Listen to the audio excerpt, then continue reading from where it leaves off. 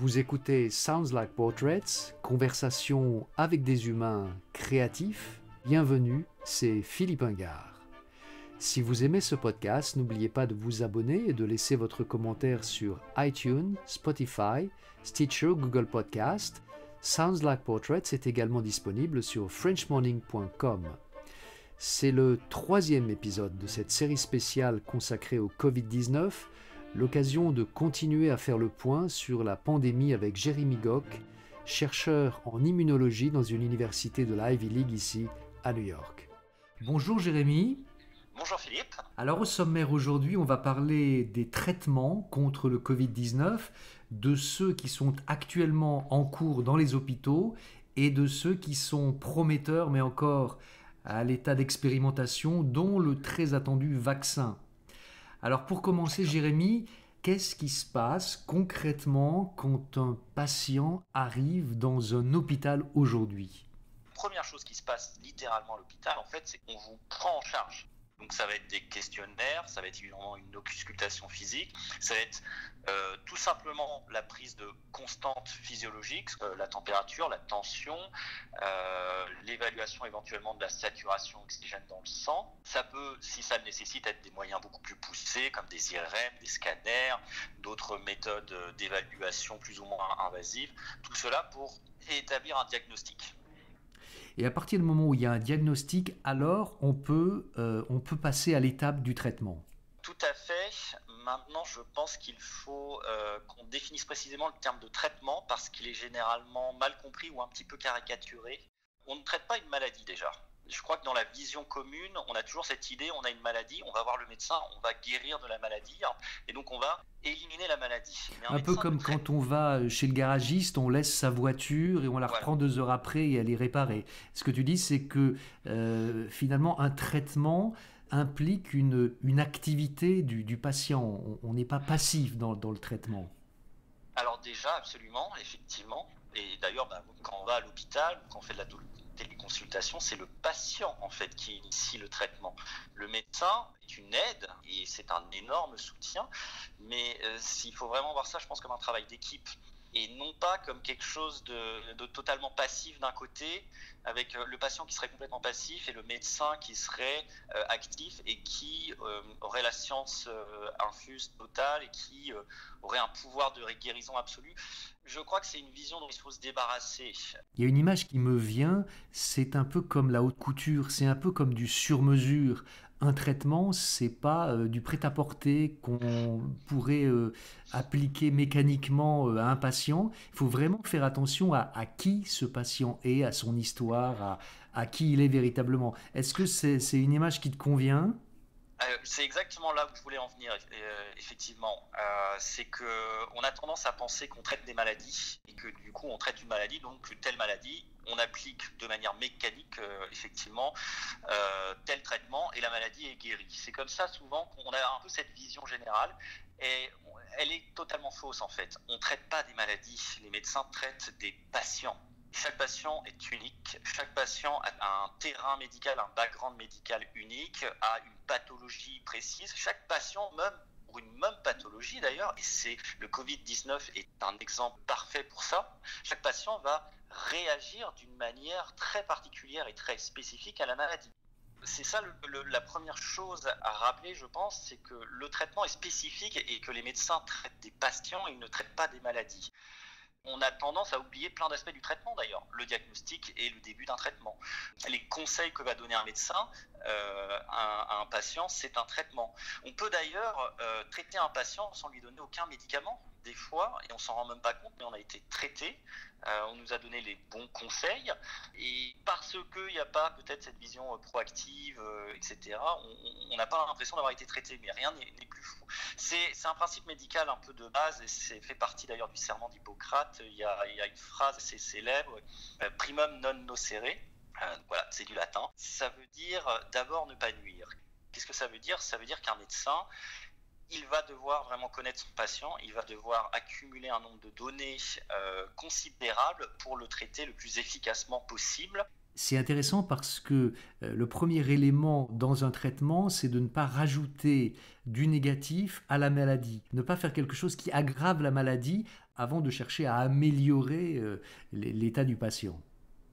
Ben, en tout cas, c'est quelque chose qu'il faut toujours garder en tête, effectivement, et que les médecins, eux, ont toujours en tête. Alors, on essaye évidemment d'aider le patient, on essaye évidemment de lui bénéficier, mais on sait qu'il y a différentes manières d'apporter ce bénéfice, et ça passe pas forcément immédiatement par une médication. C'est pour ça que quand les gens vont à l'hôpital, ils peuvent être un peu déstabilisés, qu'on leur dit de retourner chez eux, s'ils ont vraiment des symptômes peu graves et un profil qui n'est pas inquiétant du tout, ou si on leur dit on va les garder en observation mais qu'on ne va pas leur proposer de traitement extrêmement lourd au début, c'est parce que c'est la prise en charge la plus adaptée et la plus pertinente en fonction de leur profil.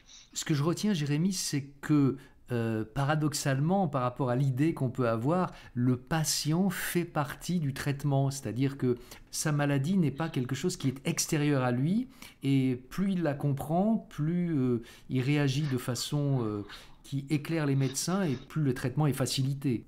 Hippocrate disait il faut que le malade affronte la maladie avec le médecin. C'est vraiment ça qui se passe en fait. C'est que vraiment c'est une équipe qui va affronter la maladie et c'est cet ensemble en fait qui va permettre de traiter le patient. Alors Jérémy, quels sont les différents volets dans le traitement finalement d'une maladie et on va voir ce qu'il en est du Covid-19. Alors, écoute, on va prendre l'exemple du Covid-19 qui est le plus spécifique. Actuellement, pour le Covid-19, il y a 3 volets. Il y a ce qu'on appelle en premier lieu le traitement symptomatique, qui, comme son nom l'indique, consiste à traiter les symptômes de la maladie, à aider le patient en fait à supporter les symptômes jusqu'à ce qu'il ait expulsé la maladie et qu'il ait retrouvé un équilibre de santé. Il y a ce qu'on appelle en second lieu les traitements étiologiques ou curatifs. C'est ce qu'on essaye de découvrir dans la recherche actuellement. Ça consiste à traiter la cause de la maladie. Et puis, un troisième type de traitement dont on parle énormément, ce sont les traitements qu'on dit prophylactiques. Ça veut tout simplement dire des traitements de prévention, c'est-à-dire prévenir l'apparition de la maladie. Donc clairement, ça c'est le vaccin. Exactement, ce sont les vaccins. Quel est le traitement qu'on pratique en ce moment à l'hôpital pour lutter contre le Covid-19 ? Ce qu'on applique actuellement à l'hôpital, c'est ce qu'on appelle le traitement symptomatique, ce qu'on est habitué à faire depuis très très longtemps, qui est une forme de traitement extrêmement efficace. On a extrêmement de moyens à disposition. On espère avoir d'autres capacités qui vont aider à traiter les patients évidemment de manière plus efficace, mais le traitement symptomatique, c'est déjà en soi une forme de traitement extrêmement importante. En quoi ça consiste ? Ça consiste à traiter les symptômes des patients et donc pour les cas les plus graves notamment actuellement, et il y a énormément de patients qui rentrent dans les hôpitaux avec des cas qui peuvent être extrêmement sévères et qui après un traitement symptomatique vont retourner à une vie normale sans aucun problème. Alors quels sont les types d'évolution du Covid-19 auxquels le traitement symptomatique s'applique finalement quand on arrive à l'hôpital ? Alors ça c'est très important et voilà, c'est exactement ça. Il faut s'adapter à l'évolution de la maladie. Et donc l'objectif en fait c'est d'adapter les moyens thérapeutiques en fonction de l'état et de l'évolution d'état du patient. Alors qu'est-ce qui peut se passer très concrètement avec cette maladie ? Je dirais qu'il y a 4 cas de figure très généraux. Le premier cas de figure pour quelqu'un qui va se présenter à l'hôpital, il va présenter des symptômes qui sont assez faibles, il va présenter un terrain médical qui aussi est très rassurant, pas de ce qu'on appelle de comorbidité, qui on sait ont un pronostic assez négatif pour la maladie, par exemple du diabète, de l'hypertension, de l'obésité. On va généralement recommander à ce genre de personnes de retourner chez lui, de se reposer. Ça, c'est la première possibilité, c'est évidemment la plus simple et la plus rassurante, et j'ai envie de dire aussi, de rappeler que c'est la plus majoritaire. Dans plus de 80% des cas, c'est ce qui va se passer chez les patients. C'est rassurant. C'est très rassurant, oui. Chez les 20% de patients qui restent, il y a 3 possibilités. Donc c'est ces 20% qui vont nécessiter une hospitalisation, donc de quelques jours à quelques semaines à l'hôpital. La première possibilité qui est aussi la plus simple, c'est qu'on va détecter que ce patient, par exemple, a des problèmes de respiration. Donc ce qu'on va faire, c'est qu'on va le placer sous observation, sous surveillance. Si l'évolution de son état est très rassurante, ce qui, encore une fois, va être le cas dans la très large majorité des cas, Eh bien, voilà, une fois qu'il a passé le cap, on va pouvoir lui laisser retourner chez lui. Si son évolution est plus négative, eh bien, ça va justifier de nouveaux traitements et une nouvelle adaptation des traitements. Ça, c'est le troisième cas. Ce troisième cas, en fait, il correspond à l'apparition de ce qu'on appelle un syndrome de détresse respiratoire aiguë et qu'il faut compenser ça. On va permettre au patient, malgré sa détresse respiratoire, de respirer normalement. Tu vois souvent dans des séries à la télévision sur des hôpitaux des patients qui ont un petit tube qui passe dans le nez, et plusieurs d'entre nous ont déjà eu ça probablement d'ailleurs. Donc ça, c'est ce qu'on appelle des lunettes. Qu'est-ce que ça fait? En fait, ça envoie de l'air enrichi en oxygène directement dans le nez, ce qui facilite énormément la respiration du patient. Et c'est littéralement ça qu'on fait en fait. Le médecin, en continuum encore, va adapter la quantité d'oxygène qu'il va envoyer au patient pour lui permettre de respirer et de récupérer dans les conditions les plus optimales possibles. Donc ça, c'est ce qui se passe dans les soins intensifs. S'il y a quand même une aggravation de la pathologie, alors là, on arrive dans le dernier stade de prise en charge thérapeutique qui s'appelle la réanimation, dont tout le monde a entendu parler avec cette maladie par ailleurs. Et le principe de la réanimation, c'est la gestion de toutes les défaillances vitales ultimes. Donc là, le patient est pratiquement en état de survie, c'est-à-dire que sans la réanimation, il ne pourrait pas continuer à vivre avec ses propres moyens. Oui, exactement. C'est ce qu'on dit dans la réanimation. D'ailleurs, on parle souvent, tu sais, de passer le cap jusqu'à ce que la tempête s'arrête. Dans la réanimation, souvent, ce qu'on dit, c'est qu'on gère les torches. C'est une image que j'aime bien donner. Gérer les torches, tu sais, c'est cette image en parachutisme. Quand tu as un parachute qui se ferme d'un coup et que tu tombes parce qu'il ne ralentit plus ta chute, tu as besoin de temps. Tu peux réussir à réouvrir ton parachute, pas dans tous les cas, mais dans certains cas, il y a des procédures qui fonctionnent très bien. Et donc, la réanimation, ça va te donner plus de temps pour rouvrir ton parachute et pour retrouver un état normal. Il y a aussi cette image sinon de la flamme sous une pluie. Tu prends une bougie et tu l'emmènes dehors dans la tempête. Si tu ne fais rien, elle va forcément s'éteindre. La réanimation, c'est t'imagines que tu mets un couvre-vent dessus et tu la protèges de la pluie et tout. Alors il y a toujours, c'est toujours pas un contexte idéal pour aider la flamme à tenir, mais tu vas favoriser significativement ses chances de, encore une fois, passer le cap et d'exclure le virus et de retrouver un état de santé normal.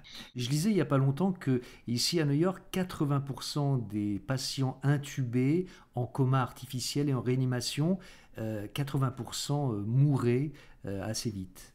Oui, alors ça, c'est vrai que c'est quelque chose qui fait peur. Très honnêtement, je n'ai pas les notions pour tous les hôpitaux, etc. Je sais que c'est quelque chose qui est spécifique à un moment donné et à New York. Des contacts que j'ai eu avec d'autres hôpitaux, on n'est pas du tout à 80%, on est sur des proportions beaucoup plus bénéfiques. Combien de temps est-ce que, en moyenne, les patients passent en coma artificiel et en réanimation ? Oui, alors je vais juste préciser, effectivement, j'ai oublié de le dire, la réanimation, ce qui se passe, c'est qu'on va vous intuber. Donc on va vous placer, c'est un terme qu'on entend beaucoup actuellement, l'intubation, en quoi ça consiste, c'est on vous place un tube dans la trachée. Un tube qui va être connecté à ce qu'on appelle un respirateur artificiel. Donc ce respirateur va en fait envoyer de l'air dans vos poumons et puis il va récupérer le CO2 à la place des poumons. Ça va vous permettre de respirer sans que vos poumons assurent leur fonctionnement propre. Alors c'est quelque chose qui est très invasif et très lourd et donc c'est pour ça qu'on est obligé de placer le patient en coma artificiel pour déjà permettre à ce type de procédure qui est très lourde de se mettre en place dans des conditions de sécurité optimales et également aussi pour optimiser les capacités de récupération de l'organisme. Bon, alors évidemment, chaque patient est différent, mais en moyenne, les patients du Covid, il faut qu'ils tiennent 2 à 3 semaines en réanimation avant d'être désintubés. C'est un temps de réanimation qui est assez long. Et la grosse difficulté, c'est d'avoir des lits pour tout le monde. Pour te donner un ordre d'idée, pour un service hospitalier basique, on va dire, généralement, tu as une infirmière qui peut gérer plus d'une dizaine de patients. En réanimation, tu as généralement une infirmière maximum pour 2 ou 3 patients. C'est complètement différent. Quand tu es en réanimation, tu es en monitoring constant, c'est-à-dire qu'on étudie et on suit tes variables vitales, tes constantes vitales, en direct et en continu. Tu soulignes que le coma artificiel, la réanimation, c'est une opération très lourde. Est-ce que les intubés risquent de garder des séquelles à moyen terme ou à long terme? Oui, c'est une très bonne question. Écoute, c'est ce qui fait partie du traitement aussi, en fait. Une fois qu'on sort de réanimation, qu'on est désintubé, qu'on est sorti de coma artificiel, il va y avoir une période de récupération. Et cette période de récupération fait partie intégrante du traitement. Alors, la réanimation en soi a effectivement, pas de séquelles, mais elle a des effets quand même assez forts sur le corps. Déjà, tu es en coma pendant 2-3 semaines, donc qu'est-ce qui se passe? Tes muscles fondent quand tu ne bouges pas. On a tous eu un plâtre, par exemple, on n'a pas fait bouger notre bras pendant 2-3 semaines, par exemple. Quand on retire le plâtre, on se rend compte qu'on a fondu en muscle, qu'on a beaucoup moins de tonus musculaire, qu'il faut réadapter un peu, se réhabituer à bouger son bras, etc. Eh bien, imaginez ça pour l'ensemble du corps. Donc ça demande Une rééducation. Exactement, on appelle ça une rééducation fonctionnelle. C'est de la kinésithérapie. Généralement, au bout de quelques mois, voire quelques années pour les patients les plus âgés ou avec le plus de séquelles, on arrive à ce qu'on appelle des récupérations ad integrum, c'est-à-dire des récupérations quasiment complètes physiques du patient. Mais pour les cas les plus graves, on peut parfois voir des pertes de capacité respiratoire à l'effort. Donc il faut faire plus attention quand on va faire un effort, des choses comme ça. Jérémy, ça c'est pour le traitement symptomatique, c'est ce qui se passe quand on est traité, quand on arrive dans un hôpital. Qu'en est-il des traitements prometteurs, des nouveaux traitements contre les causes du Covid-19? Alors, traiter les causes de la maladie, c'est ce qu'on appelle des traitements étiologiques. Il y a 2 stratégies actuellement qui sont développées dans les traitements des causes de la maladie. Il y a ce qu'on appelle les antiviraux, donc qui consistent encore une fois à attaquer le virus, et il y a ce qu'on appelle les immunomodulateurs. Donc ça, c'est les 2 causes qu'on va essayer de traiter dans la maladie. Alors donc les antiviraux, ça va consister à empêcher le virus de se répliquer. Et là-dessus, on a différentes cibles en fait. C'est vraiment ce que font les chercheurs actuellement. Ils essayent de trouver les cibles les plus prometteuses du virus. Tu peux attaquer le virus, le fonctionnement du virus a plein d'étapes différentes. Quand le virus rentre dans la cellule, donc quand sa clé essaye de rentrer dans la serrure de la cellule, qu'est-ce que tu peux faire? Tu peux essayer de dégrader la clé du virus, ou tu peux essayer de bloquer la serrure. C'est une des premières étapes auxquelles on peut penser. Il y a des thérapies qui cherchent en fait à bloquer le récepteur cellulaire du virus qui sont en test actuellement. Il y a aussi ce qu'on fait des transferts d'anticorps. On utilise les anticorps de patients guéris, on les transfère sur des nouveaux patients pour essayer, ces anticorps, qu'est-ce qu'ils vont faire? Ils vont se fixer à la serrure du virus pour l'empêcher de rentrer dans la cellule. Qu'est-ce que tu peux faire après? Si le virus est entré dans la cellule, il va devoir être transporté pour répliquer son matériel génétique. On peut essayer de bloquer ces méthodes de transport au sein de la cellule. Et c'est notamment l'une des idées qu'on a avec un médicament dont on parle beaucoup, qui est la chloroquine ou l'hydroxychloroquine. On peut ensuite essayer de bloquer la capacité du virus à se répliquer littéralement, à répliquer son matériel génétique. Tu viens d'aborder la question de la chloroquine. Est-ce que c'est efficace? Qu'est-ce qu'on sait d'elle? L'hydroxychloroquine, la chloroquine, il y a un rationnel scientifique qui est intéressant dessus. Il y a des résultats qu'on dit in vitro, c'est-à-dire dans des tubes à essai, hors d'un organisme vivant, qui montrent que ça pourrait avoir des effets sur le virus. Mais on n'a pas de preuve pour l'instant que ça a un effet intéressant au niveau humain, et il y a énormément de tests qui sont en cours là-dessus. Il y a énormément d'études qui sont en cours, on devrait avoir des débuts de réponse, je pense, le mois prochain. Je vais souligner qu'on parle beaucoup de la chloroquine et que c'est effectivement une cible intéressante, mais parmi des centaines d'autres. Des centaines d'autres. Il y a des centaines d'antiviraux, il y a des centaines de cibles, il y a des centaines de protocoles cliniques qui sont en cours sur énormément de stratégies différentes. C'est ça en fait le principe de la recherche, c'est que tu marches par étapes. Tu dois déjà avoir un rationnel solide. Après, tu dois essayer de passer de la théorie à la pratique. Et c'est toute la complexité. Tu vas avoir un rationnel qui peut être très fort et qui, dès que tu vas essayer de l'appliquer chez l'homme, ne va pas fonctionner pour des raisons X ou Y. Parce que utiliser un médicament dans un organisme, c'est toujours extrêmement compliqué. On ne sait pas comment il va interagir au niveau de l'organisme. Il peut être inactivé dans l'organisme. Il peut fonctionner différemment dans l'organisme. Et donc c'est tout ça qu'on teste en fait quand on fait des études cliniques. Et c'est pour ça que les études cliniques cytokiniques sont absolument indispensables. Il n'y a absolument aucun moyen de savoir si un médicament fonctionne correctement ou pas tant qu'on n'a pas un minimum de recul et d'études cliniques. Si on pouvait s'en passer d'ailleurs, on le ferait avec grand plaisir parce que c'est difficile et c'est long à faire, mais c'est absolument indispensable. Donc c'est ce qu'on est en train de faire avec la chloroquine, mais c'est aussi pour moi l'occasion de peut-être lever le voile sur tout ce qui est fait en recherche actuellement. On est en train de faire ça avec des centaines d'autres molécules et des centaines d'autres stratégies. Ça, c'est pour les antiviraux, c'est un des axes de recherche actuellement. Le second axe de recherche, ce sont les immunomodulateurs. Et quel est le principe de ces immunomodulateurs? Alors, les immunomodulateurs, c'est très simple, ça consiste à moduler le système immunitaire, la réponse immunitaire, soit pour amplifier certaines capacités extrêmement efficaces contre le virus, soit pour diminuer des effets collatéraux du système immunitaire. C'est potentiellement extrêmement efficace, c'est aussi compliqué à mettre en place, c'est pour ça qu'il faut des tests très précis. C'est assez vertigineux d'imaginer qu'il y a des médicaments qui peuvent contrôler notre réaction immunitaire. Ah ben oui, mais on les utilise tout le temps en fait, c'est le principe de l'inflammation. Souvent quand tu es malade, tu prends ce qu'on appelle des anti-inflammatoires. Donc l'inflammation, en fait, c'est un des processus qui va permettre de générer une réaction immunitaire et qui va notamment permettre de recruter, c'est-à-dire d'appeler les cellules immunitaires sur le foyer infectieux, sur là où se trouve l'agent pathogène, pour permettre aux cellules immunitaires d'attaquer le virus et d'éradiquer la maladie. Et ça, on sait très bien le faire, et on sait que dans certaines pathologies, il peut y avoir un emballement du système immunitaire. C'est ce qui se passe avec cette maladie dans certains cas, pas systématiquement, mais chez certains patients, on a constaté qu'il y avait le déclenchement d'un orage de cytokines.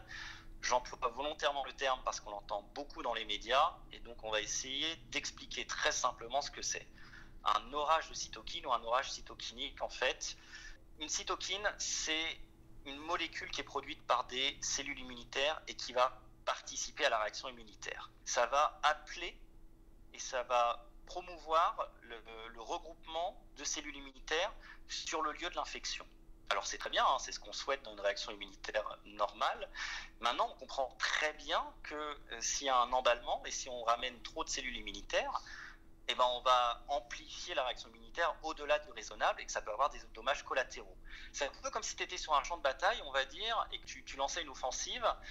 Et on va dire que les cytokines, c'est les relais radio, tu vois. Et que les relais radio, ils vont tous dans le même sens et ils ne s'arrêtent plus. Ils disent envoyez les combattants en première ligne, envoyez les missiles, faites sonner l'artillerie et tout.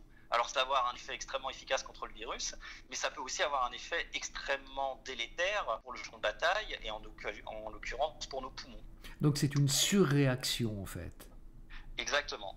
Un orage de cytokines, en fait, c'est une surréaction du système immunitaire qui est déclenchée par l'infection virale, mais qui peut s'auto-emballer, qui peut être difficile à contrôler et qui peut participer à la destruction du tissu et en l'occurrence des poumons. Et c'est ce qui peut notamment induire un syndrome de détresse respiratoire aiguë et c'est ce qui peut participer à l'aggravation de l'état du patient et justifier sa mise sous réanimation, des choses comme ça. Donc ce qu'on essaye de faire actuellement, c'est de trouver une balance en fait. C'est ça qui est compliqué. Et donc il faut limiter l'inflammation, c'est vraiment ça qu'on dit, mais sans l'éradiquer totalement, parce que le système immunitaire, il joue quand même son rôle de combat contre le virus. C'est ça qui est très délicat. On dispose déjà de certains types de médicaments qui vont bloquer certains types de cytokines en fait. On va limiter, on va couper les contacts radio pour atténuer l'orage, tu vois, pour diminuer les dommages collatéraux. Ça, c'est vraiment ce qu'on est en train de tester aussi, et c'est une des perspective thérapeutique qui peut, si elle fonctionne, avoir des effets extrêmement positifs sur la gestion de cette pathologie. Et puis, il y a le fameux vaccin qu'on attend tous. À quand pourra-t-il fonctionner, à ton avis ? Alors ça, c'est une question très importante. On va d'abord préciser comment fonctionne un vaccin pour expliquer le temps que ça prend de produire un vaccin. Le principe d'un vaccin, en fait, c'est de se servir de l'immunité de notre organisme et de la stimuler contre un agent pathogène. Normalement, quand on a une maladie, quand on a un agent pathogène, notre organisme va notamment déclencher des réponses immunitaires très spécifiques qui impliquent des lymphocytes qui vont produire des anticorps, qui vont produire des cellules qu'on appelle mémoire et qui vont éradiquer la maladie et qui vont en plus se souvenir de la maladie. Dans le cas où l'organisme est de nouveau mis en contact avec l'agent pathogène, ces cellules mémoire vont être capables de réagir extrêmement vite et c'est ce qui va nous protéger de la maladie. C'est ça le principe d'un vaccin et c'est très naturel finalement, c'est utiliser un fonctionnement très courant de notre système immunitaire pour nous protéger contre certaines maladies extrêmement problématiques. Et donc si on devait résumer comment fonctionne un vaccin, eh bien on sélectionne le pouvoir immunisant du virus en annihilant tous les effets pathogènes, donc négatifs pour l'organisme de ce virus. On l'injecte au patient pour déclencher une réponse immunitaire protectrice. Et cette réponse immunitaire protectrice, une fois qu'elle est établie dans la population, elle permet de se protéger de la maladie. Donc finalement, le vaccin, il contient, on pourrait dire, un virus, mais sous une forme qui ne provoque pas la maladie, mais la fabrication d'anticorps contre la maladie. C'est exactement ça. On découpe le virus, on peut dire. Et donc le virus n'est plus vivant, il n'a plus de pouvoir pathogène. Et par contre, notre système immunitaire est toujours capable de reconnaître certains de ces molécules et de réagir contre elles.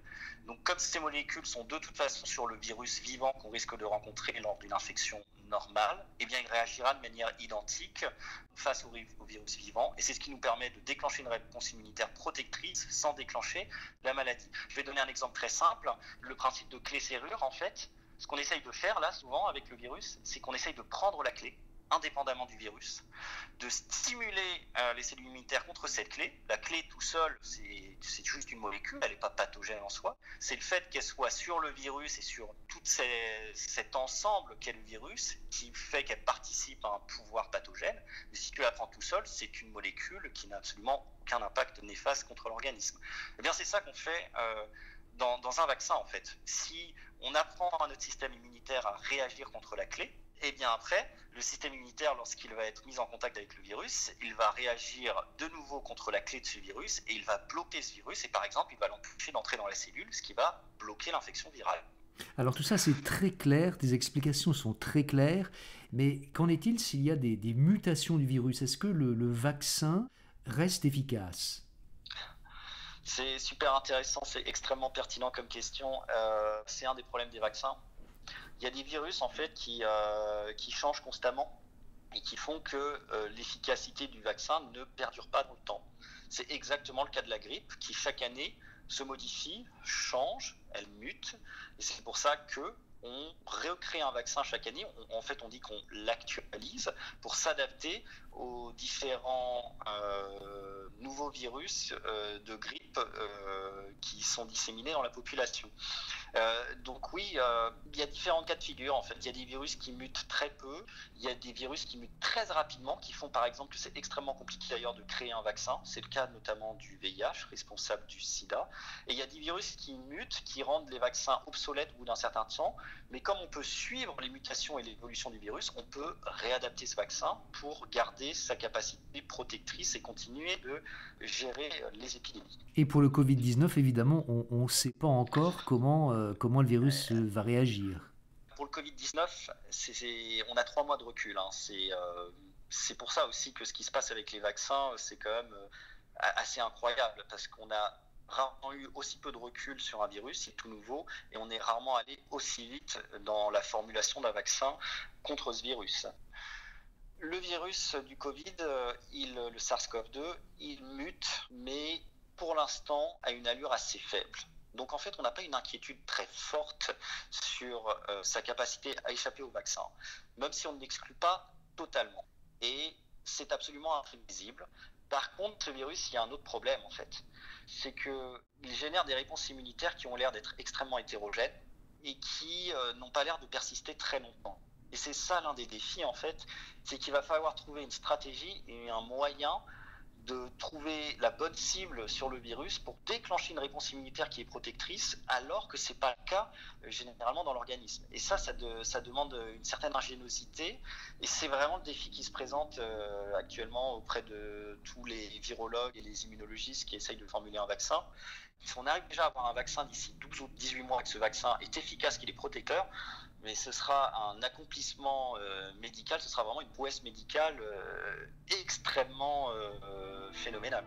Merci Jérémy pour tes clarifications et tes réflexions. Musique Charmeuse de Serpent, composée et dirigée par Olivier Glissant. N'oubliez pas de vous abonner sur iTunes, Spotify, Stitcher, Google Podcast et de visiter le site de soundslikeportraits.com. Continuez aussi de m'envoyer vos questions à soundslikeportraits@gmail.com. À très vite pour un 4e épisode spécial. Restons chez nous, restons connectés. C'était Philippe Ingard. À bientôt.